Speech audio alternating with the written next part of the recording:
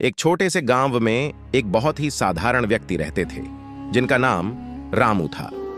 वे दिन रात अपने खेतों में काम करते और ईश्वर का नाम लेते। उनकी जिंदगी बहुत ही कठिन थी, लेकिन उन्होंने कभी भी भगवान से शिकायत नहीं की।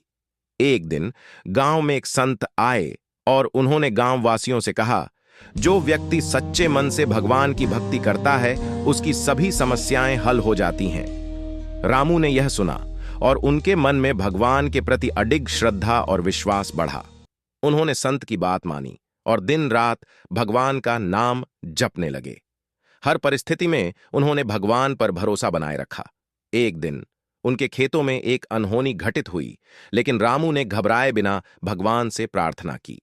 अगले ही दिन भगवान ने उनकी मदद की और रामू का काम आसान हो गया।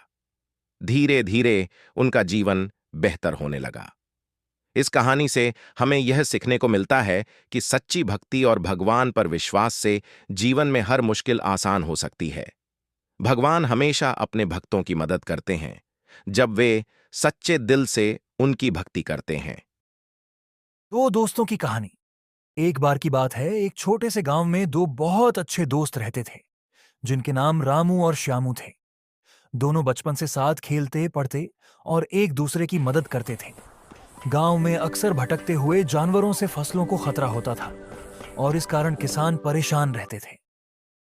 एक दिन गांव में एक बड़ा संकट आ गया क्योंकि गांव के खेतों में बिच्छू और सांपों का खतरा बढ़ गया था। रामू और श्यामू ने तय किया कि वे मिलकर इन जंगली जानवरों से गांव की फसल को बचाएंगे। रामू ने एक तरीका सोचा। वह जानवरों को डराकर भगा सकता था, जबकि श्यामू ने सोचा कि वे इन जानवरों को पकड़कर एक सुरक्षित जगह पर छोड़ सकते हैं। दोनों के बीच थोड़ी बहस भी हुई, लेकिन अंत में यह तय हुआ कि दोनों अपनी अपनी योजनाओं को एक साथ अपनाएंगे।